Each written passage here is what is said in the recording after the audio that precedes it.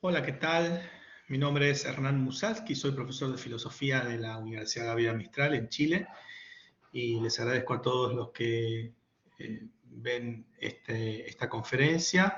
Le agradezco en particular al padre Ignacio Andereggen, que me ha invitado a participar de estas prestigiosas jornadas de psicología, por supuesto también a la doctora Selmira Seligman y a todo el equipo organizador de este evento.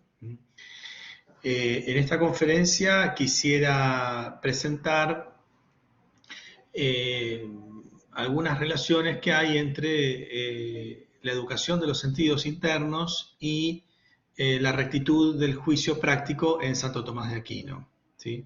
Es decir, pretendo mostrar cómo para Santo Tomás es necesario que la sensibilidad interna tenga un cierto ordenamiento, para que el sujeto pueda juzgar acerca de lo que debe hacer en lo particular operable, lo que debe hacer o evitar, así que es el juicio prudencial. Entonces, voy a citar algunos textos de Santo Tomás al respecto, ¿sí? Voy a tratar de mostrar textos de varias de sus obras, y creo que lo primero, lo más importante es primero partir de una consideración del modo en que el intelecto práctico se vale de las potencias sensitivas cuando tiene que juzgar sobre aquello que conduce al fin, ¿sí? Que es, como decía, el juicio propio de la prudencia. En este juicio, como es un juicio sobre lo particular, lo que debe hacerse o evitarse en particular, la inteligencia práctica usa los sentidos. ¿Okay? Bueno, esto está explicado por Santo Tomás en varios pasajes de su obra. Yo me quiero centrar acá en un texto de las cuestiones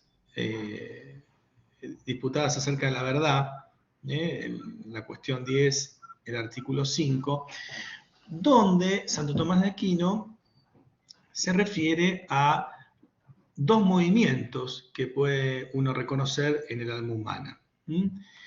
Por un lado, la inteligencia recibe de los sentidos los datos, y este es el movimiento, diríamos así, ascendente del alma. Por otro lado, también la inteligencia rige los sentidos, los gobierna, ¿ok? Y entonces se introduce en lo particular operable, en un movimiento que podríamos quizás denominar como descendente. Vamos a ver entonces el texto de Santo Tomás, lo voy a leer.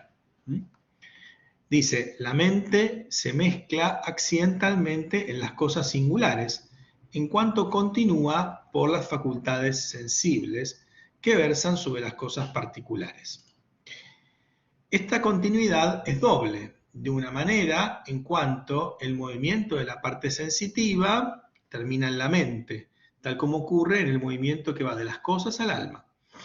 Y así la mente conoce lo singular por una cierta reflexión, y de este modo alcanza algún conocimiento de lo singular. De otra manera, según el movimiento que va del alma a las cosas, comienza por la mente y sigue en la parte sensitiva, en cuanto la mente rige las facultades inferiores. Santo Tomás señala que en este segundo movimiento hay como un regir, es decir, un gobierno de la inteligencia sobre los sentidos. Y esto es necesario para que el intelecto, digamos, se pueda introducir en lo singular. Este gobierno es un aspecto psicológico del conocimiento de lo particular operable, que se refiere inmediatamente a esta articulación que se da entre las potencias de conocimiento cuando el intelecto hace uso de los sentidos, ¿no? Es decir, la inteligencia se vale de los sentidos para poder alcanzar estos objetos singulares. Es preciso advertir que Santo Tomás no describe este movimiento que habíamos llamado descendente en términos de un discurso. No dice que es necesariamente un discurso, ¿sí? Más bien, por este texto y por otros más donde trata la misma doctrina, pareciera ser que Santo Tomás se refiere a una reflexión, una reflexión distinta de aquella del primer movimiento, ¿no? Es decir, del movimiento de las cosas al alma, ¿sí? El movimiento del alma a las cosas, también hay una reflexión, pero es una reflexión con características distintas, ¿sí? La introducción del intelecto en lo singular operable, como vamos a ver en unos momentos, no requiere necesariamente de una deliberación. Este regir las potencias inferiores no puede interpretarse únicamente como un razonamiento, sino más bien como una aplicación, como dice Santo Tomás, de las razones universales a las particulares. Y esta aplicación, esta applicatio, se lleva a cabo en el juicio singular. Y en el juicio singular, los términos universales son aplicados a los particulares.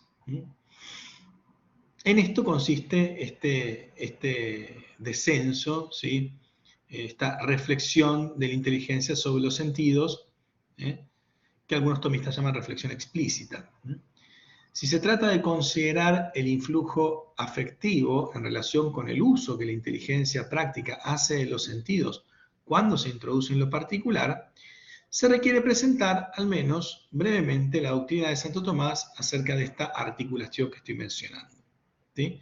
Después vamos a ver cómo se da el influjo afectivo, pero indaguemos un poquito más en esta articulación. La necesidad que tiene el intelecto de los sentidos internos cuando se introduce en lo particular, para Santo Tomás, debe afirmarse tanto en el ámbito especulativo como en el ámbito práctico. En efecto, aun cuando el Aquinate reconoce que hay una diferencia entre ambos casos, esto es doctrina de Santo Tomás, ¿no? En el juicio singular del intelecto especulativo, la inteligencia, dice Santo Tomás, usa el fantasma como un ejemplo en el cual la inteligencia contempla el universal. En cambio, en el juicio práctico operable, ¿sí? El fantasma es como un instrumento, dice Santo Tomás, un instrumento de la inteligencia en cuanto lo ordena a la acción que debe realizarse. Hay una diferencia ahí, por supuesto, en ambos casos, ¿sí? Pero más allá de esta diferencia, ¿sí? Es claro que toda introducción de la inteligencia, para Santo Tomás, toda la introducción de la inteligencia en lo particular requiere del concurso, necesariamente del concurso de las potencias sensitivas, ¿sí? En este movimiento que llamamos del alma a las cosas. Todo juicio acerca de lo singular demanda una reflexión explícita de la inteligencia sobre los sentidos internos, por la cual la inteligencia se continúa en estos, se continúa en los sentidos. Y la causa de eso es que son los sentidos y no la inteligencia los que conocen, propiamente hablando, lo singular. Para nosotros resulta de máxima importancia esclarecer en qué consiste este concurso de las potencias sensitivas interiores. Siguiendo a Aristóteles, Santo Tomás afirma que la inteligencia es capaz de volver a considerar el singular del cual abstrajo el contenido inteligible mediante una reformulación del fantasma. Y esto es posible porque la inteligencia puede imperar el acto de la imaginación. Y la imaginación se encuentra naturalmente sujeta al gobierno de la inteligencia, como pasa con los otros sentidos internos. Desde mi punto de vista me resulta bastante evidente, resulta bastante claro que esta causalidad eficiente del intelecto posible se ejerce en primer lugar sobre la imaginación considerada como potencia individual, y no sobre los demás sentidos internos. Este gobierno inmediatamente recae sobre la imaginación como facultad de conocimiento. La razón principal que tengo para defender esta interpretación es que, más allá de la oscilación que tiene el término fantasma en la obra de Santo Tomás, porque a veces obviamente designa la especie de la imaginación, pero a veces puede significar otras cosas, como la especie de la cogitativa o de la memoria, o incluso de todas estas facultades tomadas en conjunto. Pero más allá de esta oscilación, es precisamente la imaginación la facultad encargada de la formación del fantasma, de la formatio. Santo Tomás lo dice en varios pasajes, ¿sí? Lo dice, por ejemplo, en la Suma Teológica, en la primera parte, en la cuestión 85, en el artículo 2, lo dice en las cuestiones codivetales, en la quinta, lo dice en el comentario al De Anima de Aristóteles, en el libro 3, la lectio 5, es decir, esto es una doctrina bastante clara en Santo Tomás. La imaginación es la encargada de la formación del fantasma, ¿sí? Que es precisamente lo que la inteligencia impera, ¿no? Por otro lado, el hecho de que la inteligencia no impere el acto de la cogitativa o de la memoria inmediatamente, sino solo mediante el gobierno sobre la imaginación, a la cual dirige con esta formación de su especie, responde a la misma estructura del alma sensitiva y al orden operativo inherente a ella, de acuerdo con el cual la aprehensión del intento particular, ¿sí?, que le corresponde a la cogitativa, y su atesoramiento que le corresponde a la memoria, suponen la actividad de la imaginación. Esto también es doctrina de Santo Tomás. En el fantasma de la imaginación, la estimativa capta su especie. ¿Sí? Vamos a considerar ahora el movimiento afectivo, la aprehensión sensible de lo conveniente en relación al juicio práctico en el caso del incontinente. Vamos a ver cómo en el incontinente el movimiento vehemente de la pasión, digamos, modifica la aprehensión de la estimativa, ¿sí?, y consiguientemente modifica el juicio práctico. Esta articulación del intelecto práctico con la imaginación y a través de ella con los demás sentidos internos es precisamente la que se ve modificada por influjo del movimiento del apetito sensitivo. Este movimiento ejerce su influencia, o sea, las pasiones ejercen su influencia en la operación formativa y representativa de la imaginación. Y esto conlleva, a su vez, tanto la modificación del acto propio de las potencias derivadas de la imaginación, que son la cogitativa y la memoria, pero también la inclinación del juicio práctico sobre lo bueno o lo malo. Santo Tomás afirma que el orden natural entre el intelecto práctico y las facultades subordinadas debe entenderse como una articulación que responde al esquema de la causa principal y la causa instrumental. Comportándose el acto de la inteligencia formalmente respecto de las operaciones de los sentidos, se constituye un único acto de conocimiento. Esto es una doctrina bastante conocida de Tomás de Aquino. Y de ahí que Santo Tomás, siguiendo a Aristóteles, admita una inclusión del sentido en el intelecto práctico cuando el intelecto práctico se introduce en lo particular operable. Quiero considerar un texto, ¿sí?, donde precisamente Santo Tomás explica esta inclusión de lo sensitivo en lo intelectual, ¿sí?, y esto está en el comentario al libro del alma de Aristóteles, el libro 3, la lectio 15. Dice ahí Santo Tomás: en los otros animales es manifiesto que nunca el intelecto o la razón son los que pueden mover, sino solo la fantasía.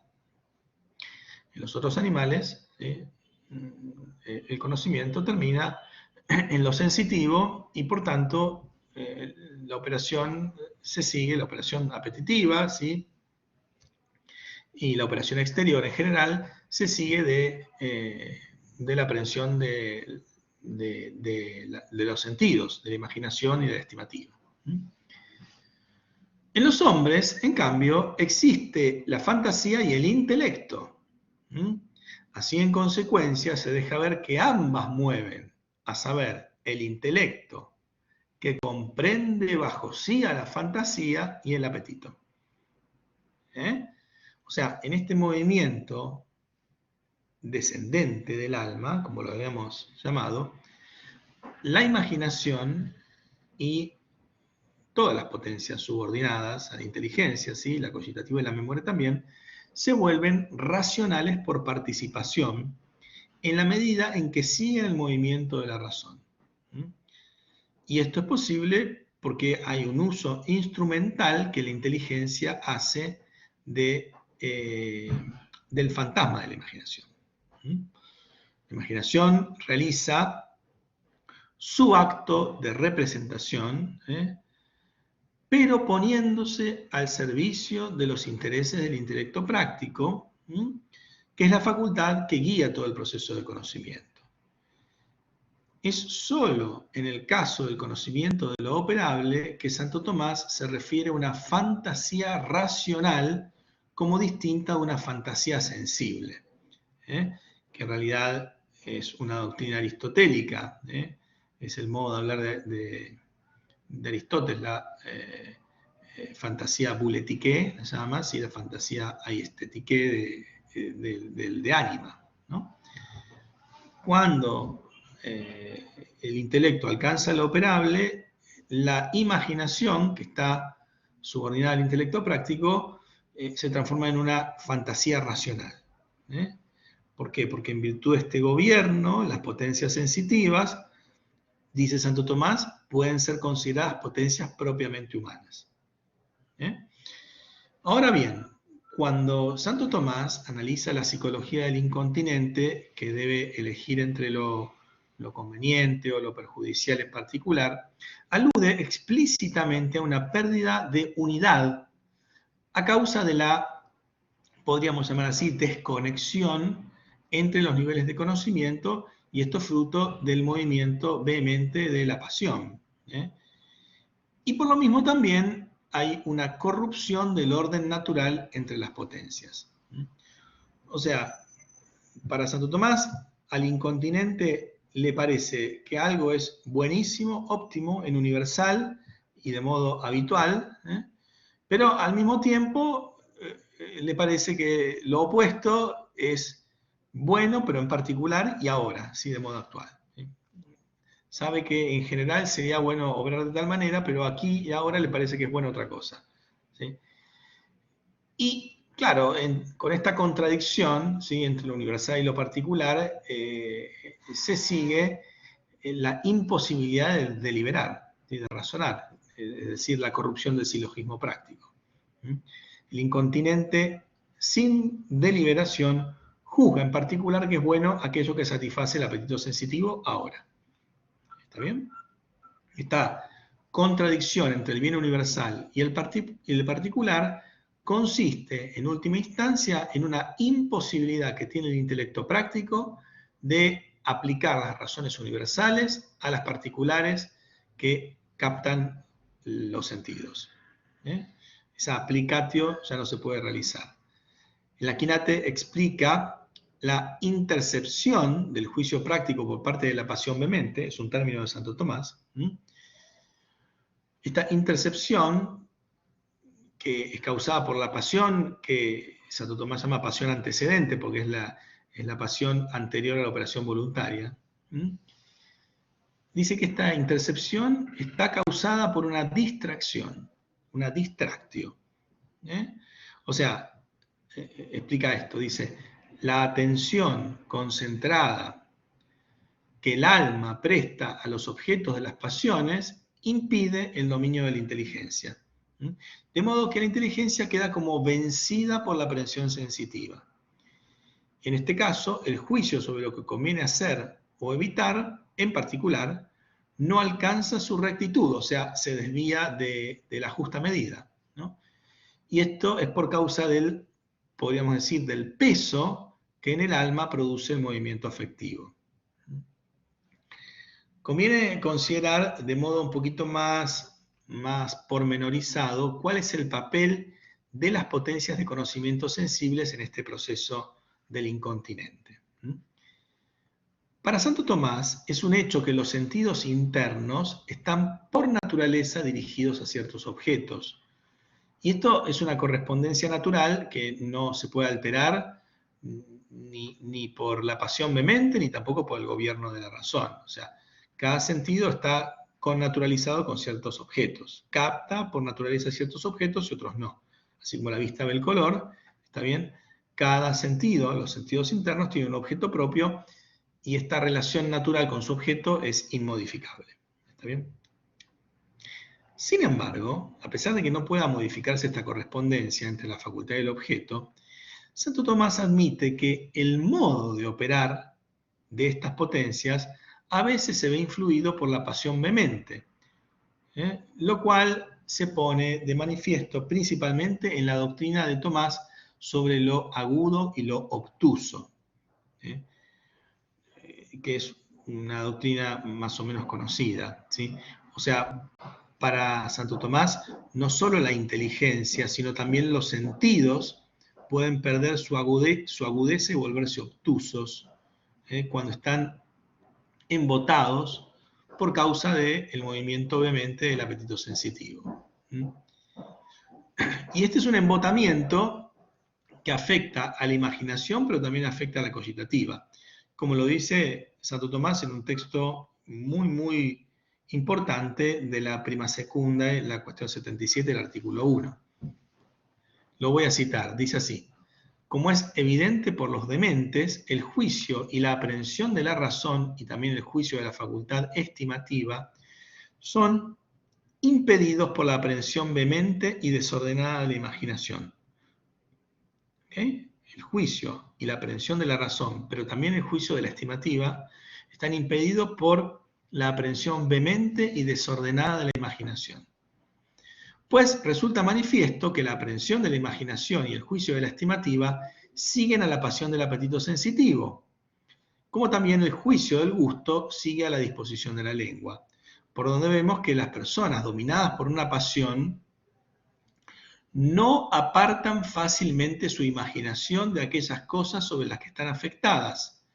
De ahí que en consecuencia frecuentemente el juicio de la razón siga a la pasión del apetito sensitivo y consiguientemente el movimiento de la voluntad, a cuya naturaleza corresponde seguir el juicio de la razón. Es notable este texto porque aquí Santo Tomás admite que puede haber un conocimiento por connaturalidad de orden sensitivo, no solo un juicio intelectual por connaturalidad, sino también hay un conocimiento de nivel sensitivo que también se da por connaturalidad. El embotamiento de la cogitativa se produce a causa de la aprehensión desordenada de la imaginación, lo que acabo de decir, ¿sí? Y la imaginación opera del modo que está aquí descrito, o sea, no puede apartarse de los objetos de las pasiones, ¿sí? ¿Y por qué el embotamiento de la imaginación produce el embotamiento de la cogitativa? La causa de ello es lo que dijimos hace un rato, ¿sí? La cogitativa o estimativa es una facultad que aprende sus objetos, las intenciones particulares, en el fantasma de la imaginación.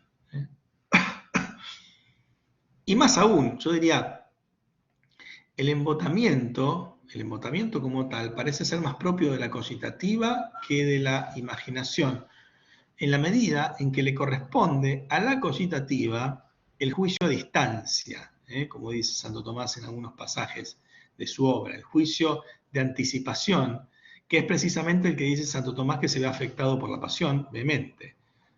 O sea, el incontinente, recordemos, el incontinente juzga como óptimo lo que tiene delante y lo que es actual. No puede anticiparse un bien futuro. O sea, toma lo que tiene delante. Esa es la capacidad que se ve embotada. La capacidad de anticipación, de poder juzgar a distancia. ¿Me explico? Entonces parece ser que el embotamiento, si tenemos que hablar a nivel sensitivo, parece ser más propio de la cogitativa que de la imaginación todavía. A pesar de que el embotamiento de la cogitativa dependa, por supuesto, de un modo defectuoso de operar de la imaginación. En la medida en que pertenece al orden natural que la inteligencia juzgue como bueno aquello que resulta conveniente según el sentido, finalmente lo que el sentido capta como conveniente, lo juzgamos como bueno a nivel racional, del ensimismamiento, de la imaginación y del embotamiento de la cogitativa se sigue el juicio errado sobre lo bueno o malo en particular. Y también esta misma aprehensión sensitiva produce un nuevo movimiento del apetito sensitivo, el cual influye inmediatamente sobre la misma inteligencia, atrayéndola hacia sus objetos, como se dijo más arriba. O sea, quiero decir, del modo defectuoso, ensimismado, como dije, de operar de la imaginación y por tanto de este obrar embotado de la cogitativa, de este operar obrado de la cogitativa, obviamente se sigue un movimiento del apetito. Y ese movimiento apetitivo, que vuelve a ser desordenado, influye sobre la razón, que no puede gobernar a los sentidos, y entonces se produce como un proceso circular. Y además, otra cosa, ¿no? En este estado de agitación pasional, la facultad de la memoria también se ve impedida para realizar su propio acto. Porque es como, dice Tomás, es como el sello que quiere ponerse en una corriente de agua. No queda fijo, no se puede dejar la imagen del sello en una corriente de agua, porque hay mucha agitación. Aquí ocurre lo mismo, los recuerdos no permanecen. No hay manera de que se fijen en la memoria. Y por tanto queda vedado el camino para la elaboración del experimentum, ¿sí? Que requiere, por supuesto, de la memoria, ¿no? Y el experimentum es el material del cual se vale el intelecto práctico para sus juicios particulares. Vamos ahora a considerar el juicio práctico, sobre todo el juicio por connaturalidad afectiva, en el caso del virtuoso en relación con la prudencia. ¿Okay? ¿Y qué pasa aquí en este caso con la operación sensitiva? La rectitud del juicio sobre lo operable solo puede alcanzarlo el intelecto práctico cuando es capaz de ejercer su gobierno sobre estas facultades sensitivas según el normal funcionamiento que hemos venido describiendo. La imaginación y en especial la cogitativa adquieren agudeza cuando se pliegan al acto del intelecto práctico, transformándose en una verdadera fantasía racional, como habíamos dicho. Esta continuidad entre los niveles de conocimiento solo puede tornarse más intensa en la medida en que los objetos del juicio se encuentran más presentes a cada una de las facultades de conocimiento.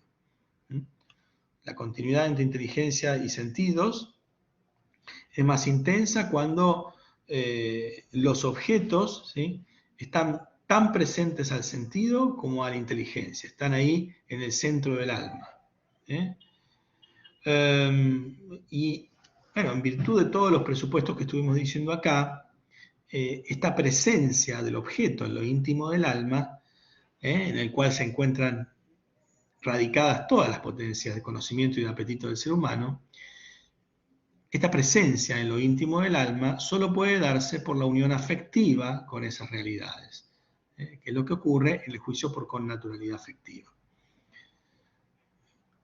De esto se sigue una plena articulación entre la inteligencia y los sentidos.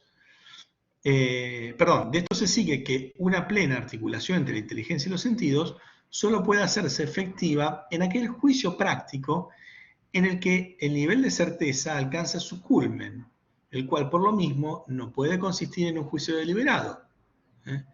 Este es el juicio por connaturalidad afectiva. Y de esto se sigue una consecuencia de máxima importancia. El juicio por connaturalidad afectiva, por consistir en una perfecta articulación entre la razón, la imaginación y las potencias derivadas, se constituye en el acabamiento y perfección del conocimiento práctico. ¿Sí? Estamos hablando del juicio por connaturalidad afectiva, no aquel que versa sobre el fin, sino aquel que versa sobre los medios. Perdón que hubo un ruido acá, que estoy en la universidad. Es un hecho que este juicio por connaturalidad, aún sin ser deliberado, solo puede ser obra de la prudencia. Por un lado, por el hecho de que la prudencia siempre supone la presencia de las virtudes morales perfeccionando los apetitos, que es lo propio del juicio por connaturalidad afectiva, ¿sí? Es decir, que los apetitos estén rectificados por las virtudes morales. Tiene que estar necesariamente entonces la prudencia. Por otro lado, porque el mismo Santo Tomás señala que la obra de la prudencia consiste principalmente en procurar una extensión del intelecto práctico sobre los sentidos, ¿ok? Que es lo que habíamos comentado antes, asegurando la correcta subordinación de los segundos al primero. Los sentidos son alcanzados por la prudencia en la medida en que son gobernados por la razón, y esto debe decirse de los sentidos internos que se encuentran más cercanos a ella. De este modo, se vuelven racionales por participación, en cierto sentido, siguiendo el movimiento de la razón, orientándose hacia aquellos objetos que son de su interés y que permiten juzgar con rectitud.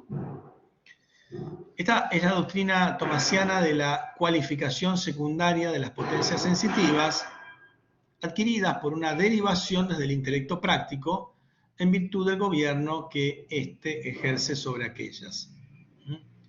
Y voy a citar un texto acá donde Santo Tomás explica esta extensión de la prudencia sobre los sentidos. ¿Está bien? Y cómo los sentidos también son alcanzados por la virtud de la prudencia de alguna manera, que es lo que va a permitir esta extensión de la inteligencia sobre las facultades subordinadas. Dice Santo Tomás, la prudencia es también de lo extremo, es decir, de lo particular operable, que es preciso tomar como principio en el obrar. De este extremo no es la ciencia, porque no se prueba por la razón, sino que a este extremo lo conoce el sentido, porque por alguno de los sentidos es percibido. Pero no por aquel sentido por el cual sentimos las especies de los sensibles propios, como el color, el sonido, etcétera, que es un sentido propio, sino más bien por un sentido interior. A este sentido interior pertenece en mayor medida la prudencia, por la cual se perfecciona la ratio particularis, la razón particular, para una recta estimación de las intenciones particulares del operable. De ahí también que de los animales irracionales, que tienen una buena estimativa natural, se diga que participan de la prudencia. Fin de la cita. La prudencia se prolonga sobre los demás sentidos, la prudencia se prolonga sobre los sentidos internos en cuanto la misma perfección del intelecto práctico alcanza las potencias que disciernen sobre lo singular por una cierta aplicación. Santo Tomás se refiere a la extensión de la prudencia sobre la cogitativa, precisamente porque es esta facultad la encargada de captar las conveniencias y perjuicios particulares y la que, por lo mismo, dicho analógicamente, penetra en el sentido, en el significado que tienen los objetos, siempre, por supuesto, en relación con los fines de la naturaleza sensitiva, ¿no?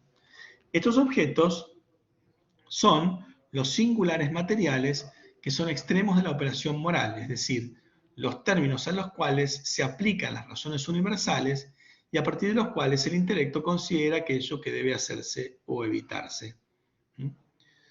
La cogitativa se vuelve ágil y aguda en su acto propio, cuando el intelecto práctico la dirige a través de la formación del fantasma que impera en la imaginación. De este modo, su aprehensión sirve con perfección al acto del intelecto práctico en cuanto se ordena al bien propio de la virtud.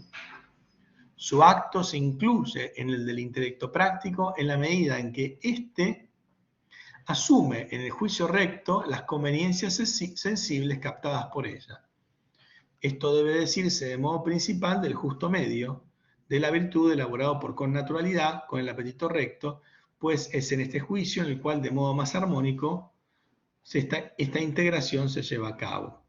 O sea, dicho de otro modo, el intelecto práctico, cuando gobierna los sentidos, se introduce en lo particular, asume las conveniencias captadas por la estimativa, ¿sí? Que son conveniencias sensibles.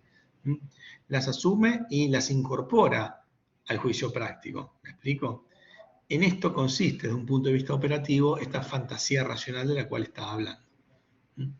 Es por este gobierno de la inteligencia sobre la imaginación y a través de ella sobre la cogitativa, que estas potencias sensitivas se van, podríamos decir así, acostumbrando a ciertos objetos, connaturalizándose progresivamente con ellos, de modo que se disponen para servir al juicio recto de la inteligencia con mayor facilidad y prontitud.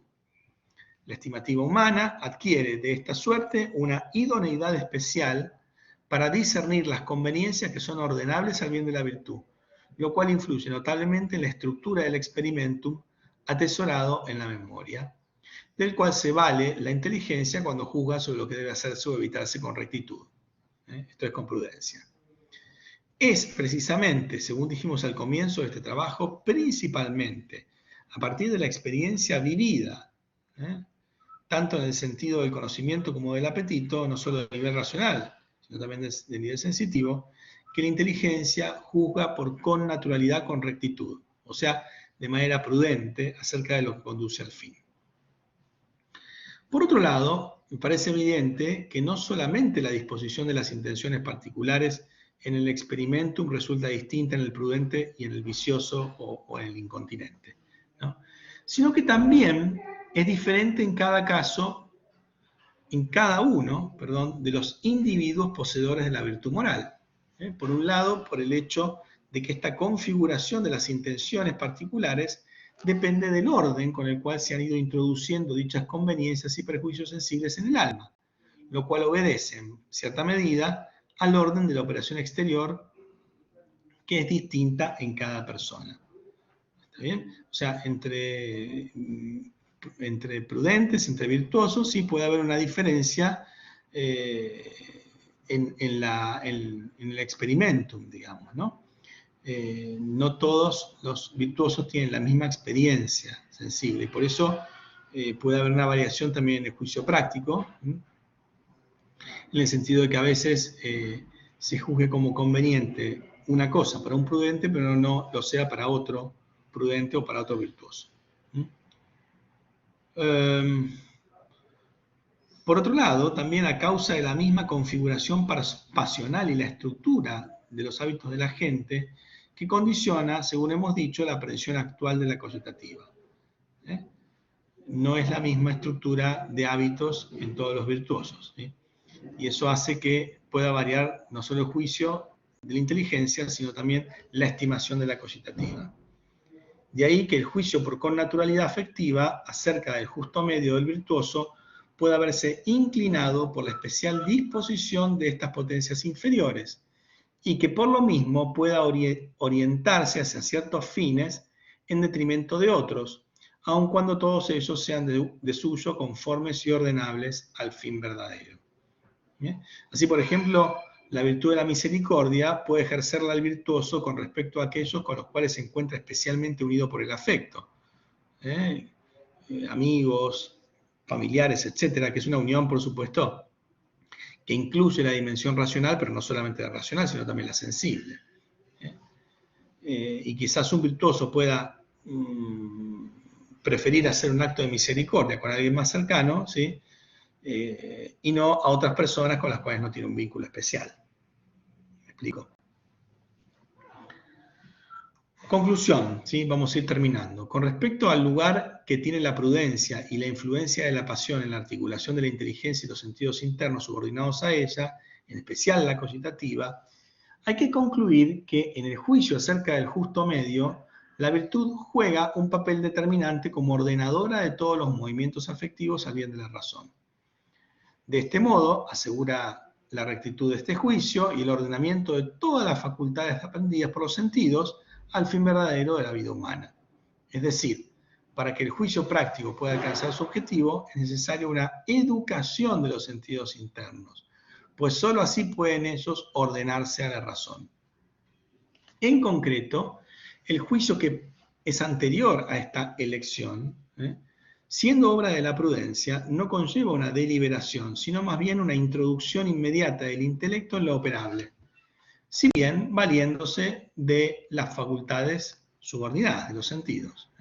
La prudencia es, precisamente, la virtud que asegura esta extensión de la inteligencia sobre la imaginación la cogitativa y la memoria, las cuales se ponen al servicio de la inteligencia. De este modo, la educación de la sensibilidad interna del hombre no puede llevarse a cabo sino por una rectificación del apetito sensitivo, que implica una unificación de la operación sensitiva y racional. Esta unificación en el ámbito práctico la realiza la prudencia, extendiéndose desde la inteligencia hacia las potencias inferiores.